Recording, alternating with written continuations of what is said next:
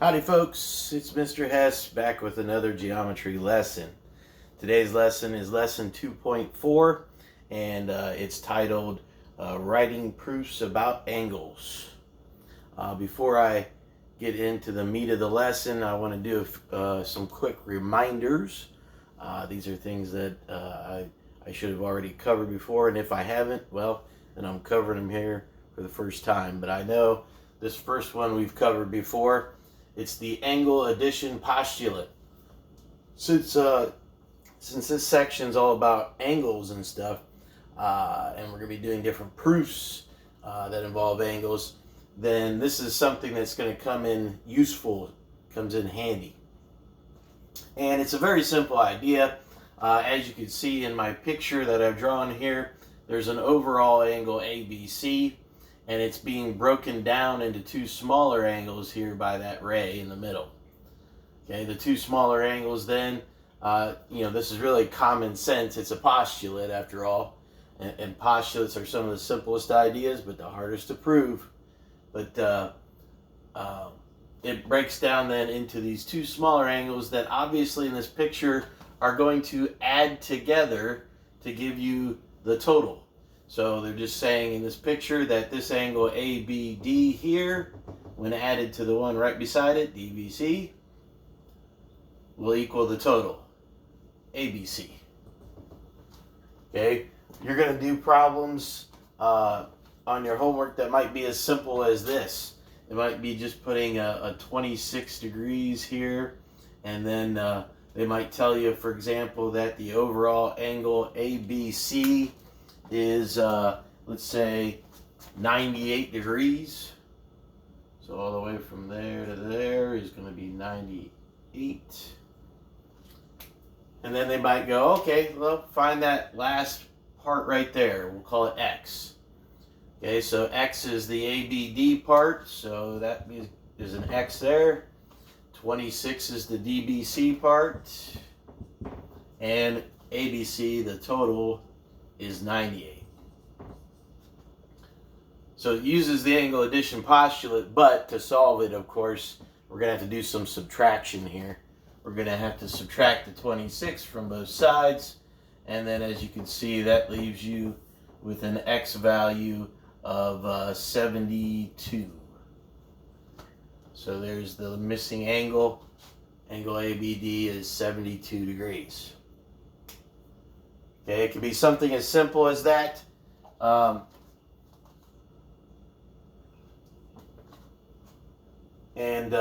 other thing then, while I'm thinking of it here, the other thing that I want to remind you about, and again, I can't remember if I've formally introduced this or not, but for angles to be congruent, that means they have to have the same measure.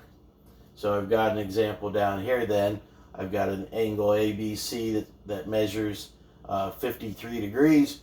Over here is another angle DEF that also measures 53.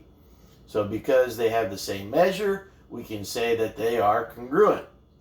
If you remember correctly, I have shown you that the symbol for congruent looks like that right there. Okay, so we can state that angle ABC is congruent to DEF if and only if they have equal measures. And again, these two statements really are saying two different things, but according to this definition, they will be equivalent. Okay, this one's saying the two angles are congruent. This one says the two angles have an equal measure. Little m meaning measure. Okay, so I wanted to remind you of those because those will come in handy here in this lesson. All right, so the next thing I want to show you here is the properties of congruence.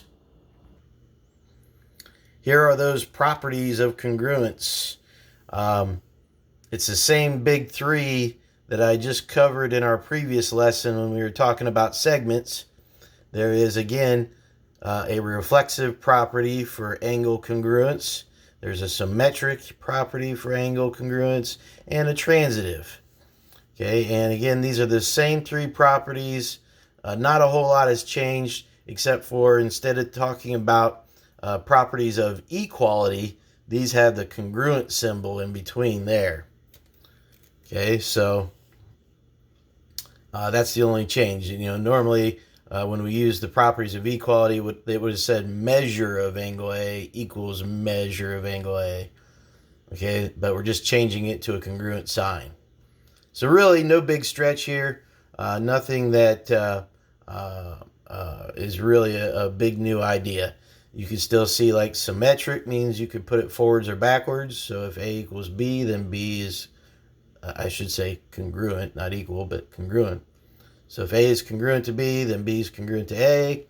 And the transitive property, remember, is a property that creates a chain of events. So if A is congruent to B, and B in turn is congruent to C, then B is going to act as a middleman here, connecting A to C. So that's the final part right there. Then A is congruent to angle C. Okay, so those properties will come in handy on these angle proofs as well. Okay, you might see then right below it here is also our first angle theorem here. And it's called the right angle congruence theorem. Very simple idea here as well. It just simply says all right angles are congruent to each other.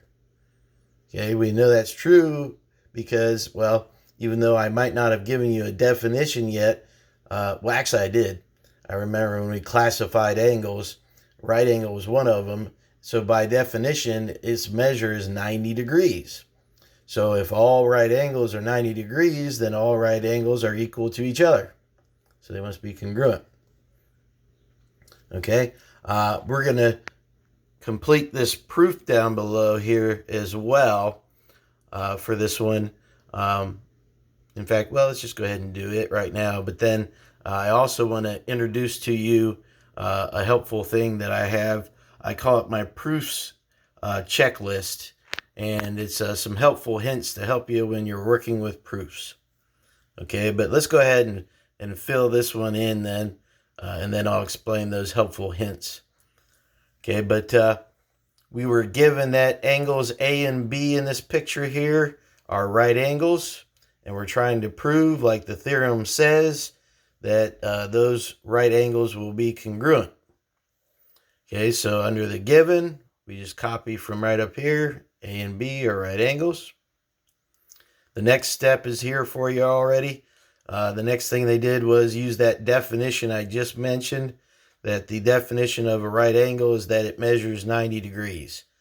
So over here, they mentioned that angle A is 90, angle B is 90, using the definition of a right angle. Okay, now the next step here, though, the statement says angle A is equal to angle B. So they want to know this missing reason right here. What would justify us saying now that these two are equal? Well, since they both equal 90, this is set up perfectly for the transitive property. I would, in circumstances, I would also accept the term substitution as well, because technically you could say the B gets plugged into that 90 and you get A equals B. But it's really set up for the transitive property nicely, because if A equals 90 and 90 equals B, then A has to equal B. See how 90 is acting as a middleman connecting the two. So that was the transitive property that justified that step. Okay, the last thing they do then is convert from equal measures to saying that they're actually congruent. This is a technical step, because look, in the end, we wanted to prove they were congruent. Once the measure is equal, though, we know they have to be congruent because, well, that definition I just showed you earlier, definition of congruent angles. That definition allows us to convert back and forth either way. Remember that definitions work both ways. So if I went from equal measures to congruent, that's definition of congruent angles. Or even if I did this backwards, if I already knew they were congruent, I could say they have equal measures by that same reason. Okay, so there's our proof of that theorem, the right angle congruence theorem.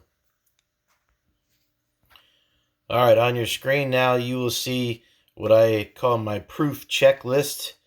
And what this is really just helpful hints to help you get through a proof. You know, if you're struggling with the proof, you could always get out this checklist and go down this list and see if you've covered, all these different situations. There's a total of 10 of them. So sometimes you might hear me say in class jokingly that this is my 10 commandments of proofs.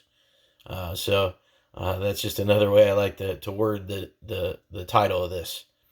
Okay, but let me zoom in a little bit more here. First one there, use everything you are given.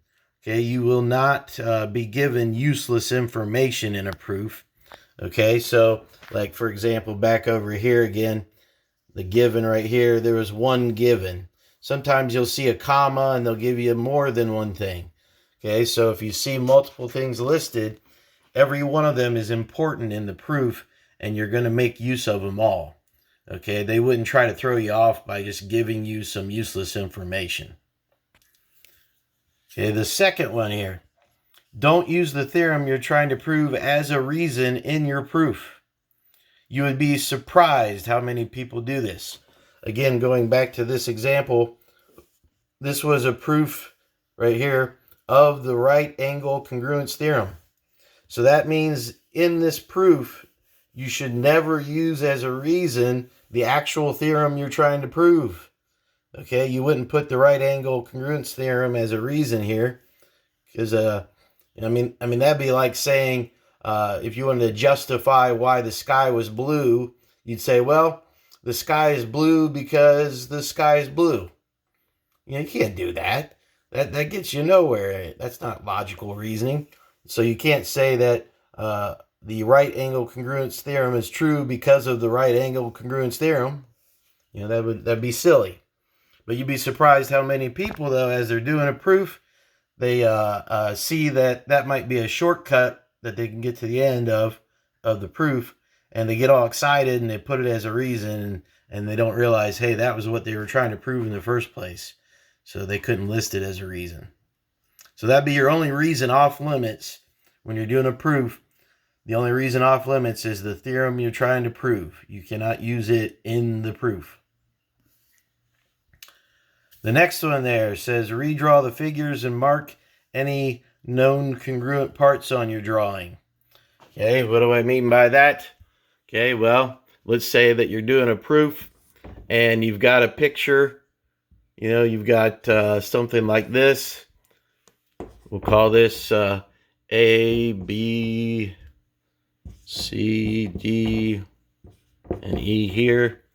Okay, and then, if you were given some information, or even as you're doing the proof, if you stumble across some facts that are true, like maybe they state that segment AE is congruent to segment CE. Okay, well, then I go back to my picture over here. I find segment AE, I find segment CE, and I want to go ahead and mark that in my drawing.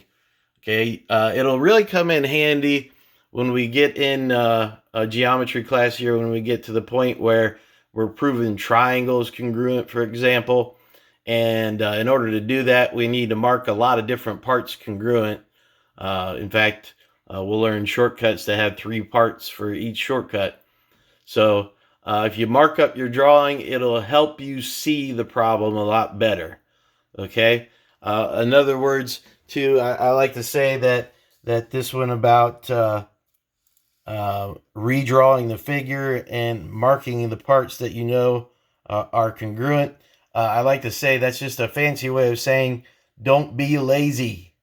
Okay, when you're doing a problem, don't be lazy. Go ahead and make your own picture and mark it the congruent parts instead a lot of people get lazy and they just go ahead and jump right into the proof where they're making their two columns, you know, with your statements over here and your reasons over here. Okay, people want to jump right into that part without redrawing the picture first and marking the congruent parts.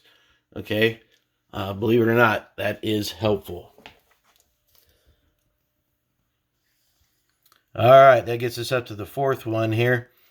Keep an eye out for any specially labeled parts. They tend to be involved in the proof. Okay, well, what do I mean by that? We'll go back to my example up here.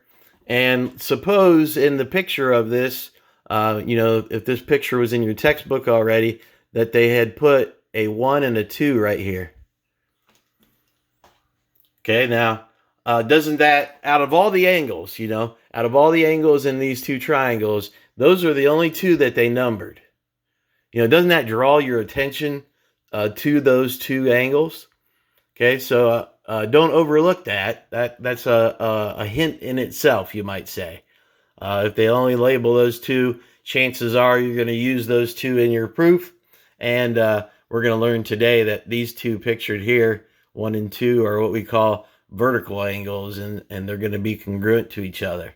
So that would be a step down here in our proof. Okay.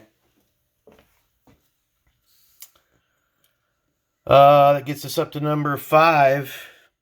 5 says special words or terms lead to definitions. And then don't forget that definitions work forwards or backwards. Okay?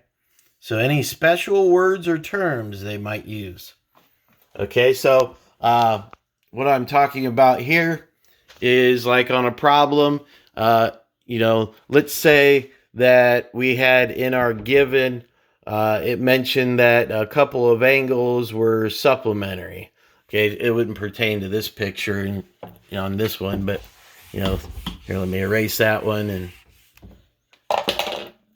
you know, if we had a picture like this where 1 and 2 are a couple of angles up here, and then in the given down here, they might mention that angle 1 and angle 2 are supplementary. Okay, so if they use a big word like that, supplementary, for example, then chances are the next step below that, or in one of your follow-up steps, you're going to make use of the definition of that word.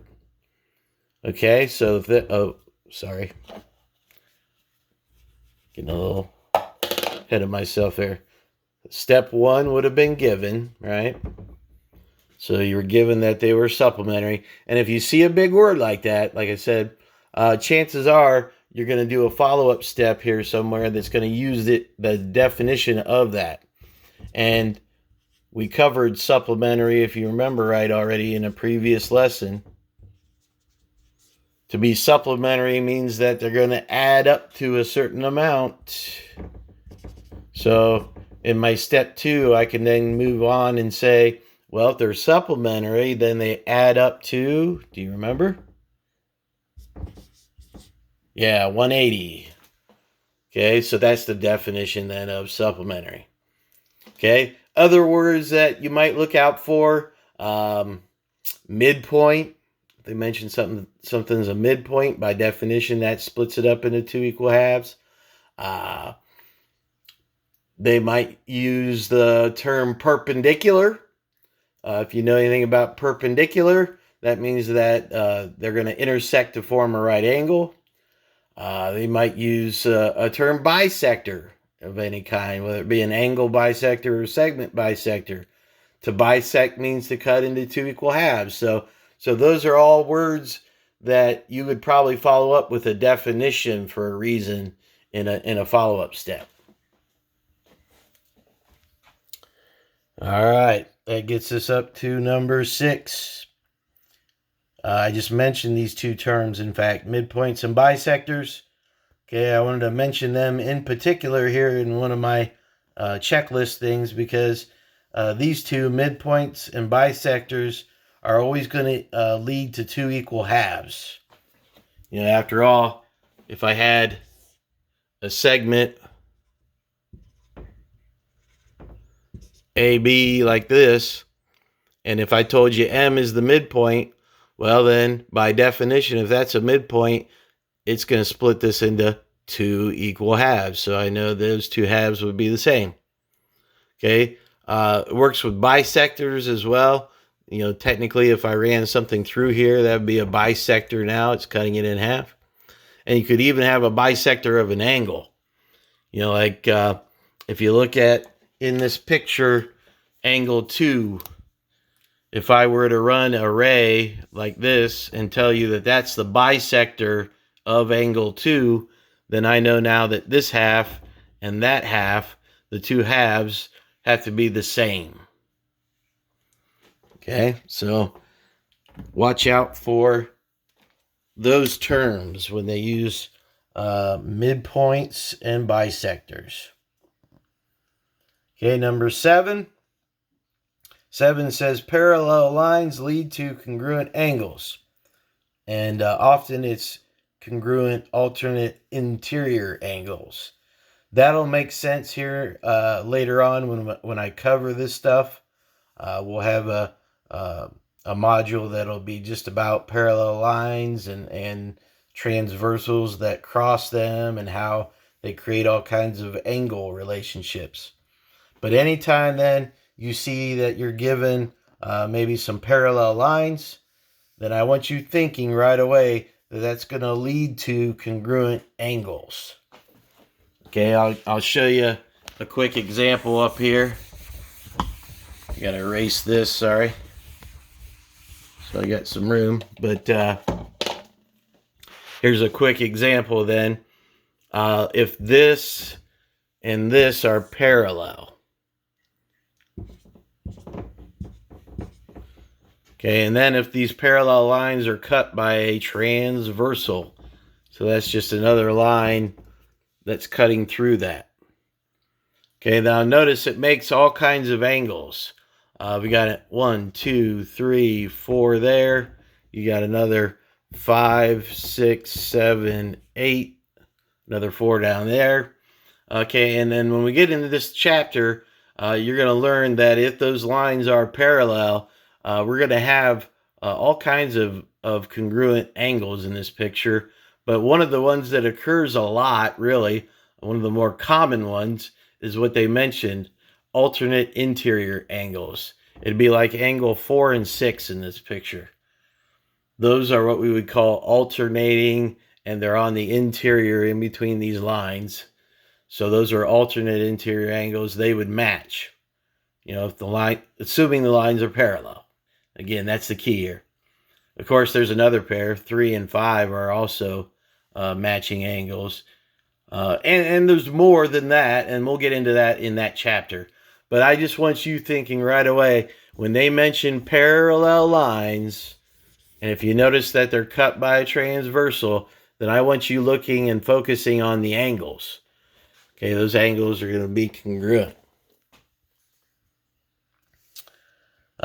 Number 8, keep an eye out for vertical angles, and when triangles share a side, it will lead to congruent parts. Okay, so in our lesson today I'm going to show you what I mean by vertical angles.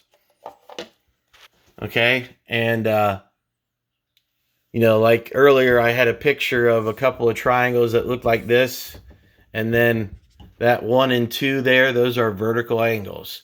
So it turns out they're always congruent. So if you keep an eye out for them, it's an easy way to mark some parts congruent in this picture. So now I know right away those angles match. The other scenario that I want you to keep an eye out for, and again, these that I'm telling you to keep an eye out for are going to apply later, really, in class when we cover proving triangles congruent. But let's say I've got a scenario like this where my two triangles are sharing this side down the middle. Well, that side down the middle physically cannot be different between the two triangles. If they share it, doesn't it have to be the same length for both triangles? So Whereas over here, we had two congruent angles. Over here, I know that that side down the middle that's being shared has to be the same for both this triangle and that triangle. Okay, so because they share it.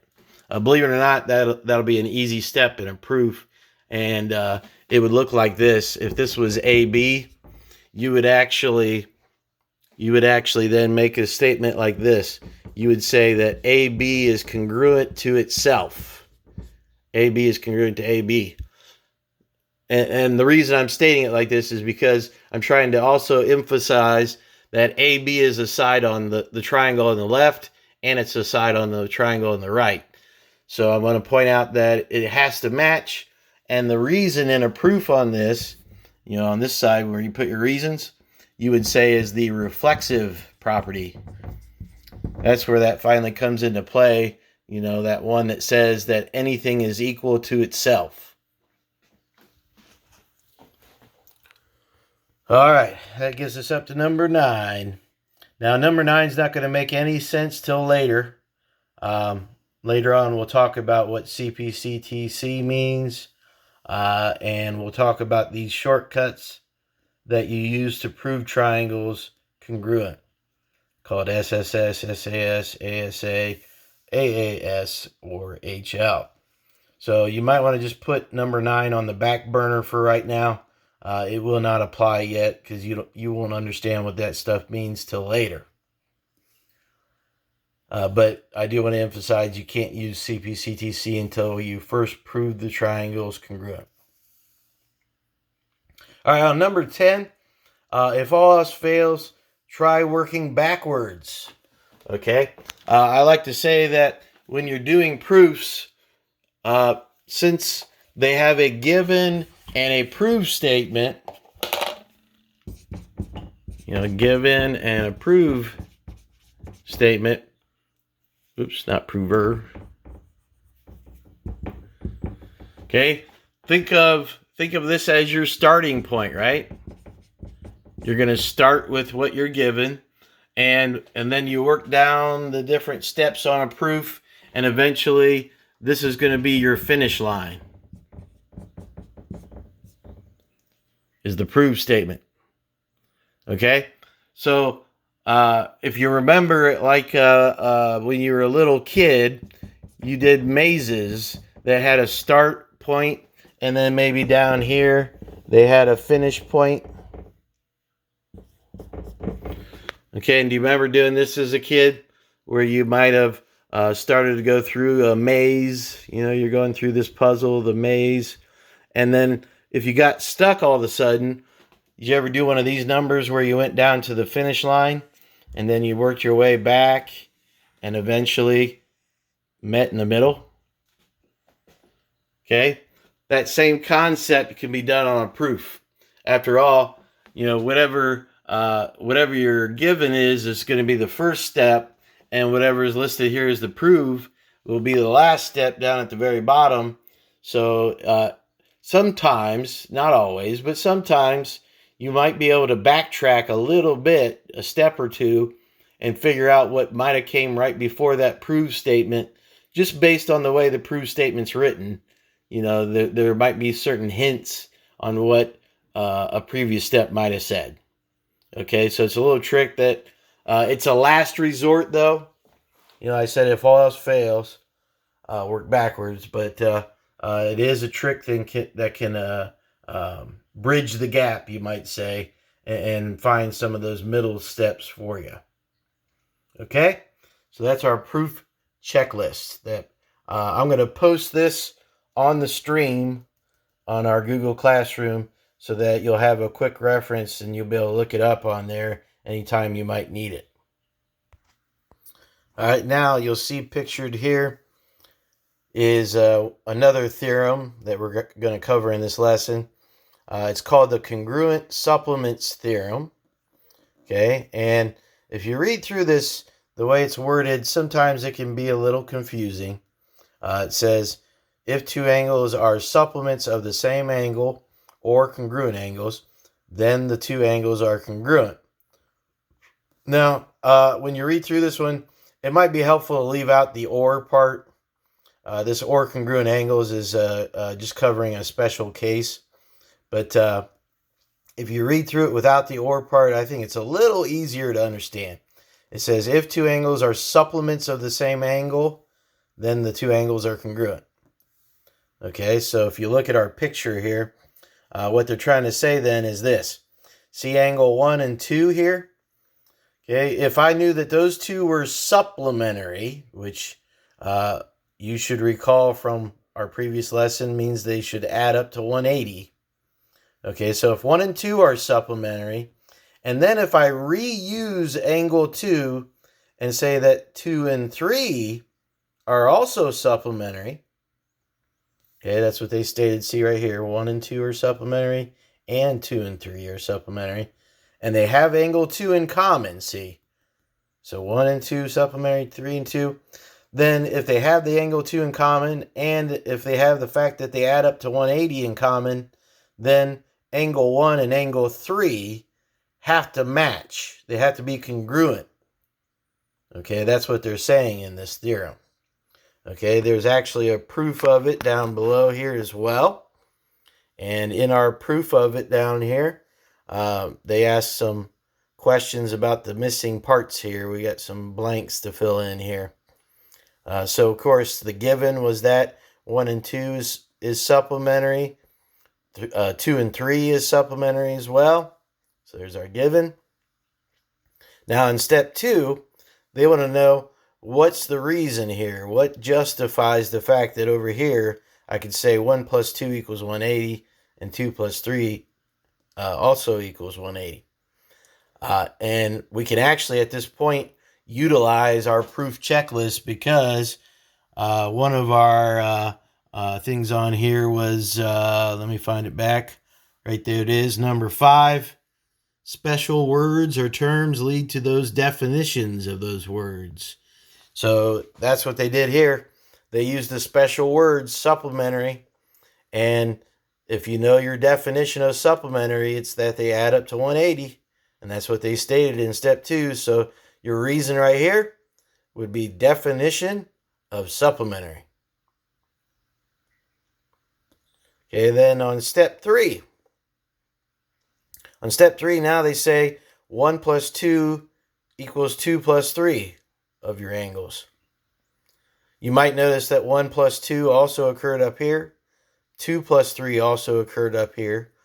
So this step does come from this previous step right here. Okay, because if 1 plus 2 equals 180 and 2 plus 3 equals 180, if they both equal 180, shouldn't these two on this side equal each other as well? You know, if 180 equals 180, then 1 plus 2 equals 2 plus 3. Okay, what we did here is the transitive property. Okay, the transitive property. Again, if these both equal 180, then they have to equal each other. Where 180 is acting as a middleman here that joins the two. Okay, I would also accept substitution, but more often than not, you're going to see transitive there. All right, on number 4. Step 4, the entire step is here. They mentioned that they did some subtraction. Okay, well, if you look on the previous step, do you see how on both sides of the equation, there's an angle 2 here and an angle 2 here? There's 2 of them, one on each side. Okay, and what they did was, on the step 4, you'll notice that angle 2 disappeared. It's gone. Well, if they have an equal amount that was being added on both sides, see how you had a plus angle 2 here and a plus angle 2 here? In algebra, you know that to get rid of things, you have to do the opposite. The opposite of adding is subtracting. So they subtracted this angle 2 off of both sides. So that's why they put subtraction property here and put this for the statement. Okay, and then the last step down here, the last step is really just a technical step. If the two angles are equal in measure, that means that they are also congruent. And after all, in the proof statement, we were supposed to prove that they were congruent, not just equal in measure. Okay, but anytime that you do that in a proof, if you want to convert from equal measures to congruent, or even backwards, if you want to go from congruent to equal measures, the reason is the same, because the reason for this one is going to be a definition. And it's the definition of congruent angles that I gave you at the beginning of this lesson. Okay? And remember, definitions work forwards or backwards. Okay, so that's what that one would be. Definition of congruent angles. All right, now the next theorem that I want to look at is what's called a linear pairs theorem. Now, before I can go over this theorem, you need to understand what a linear pair is. So they've got a definition right over here. A linear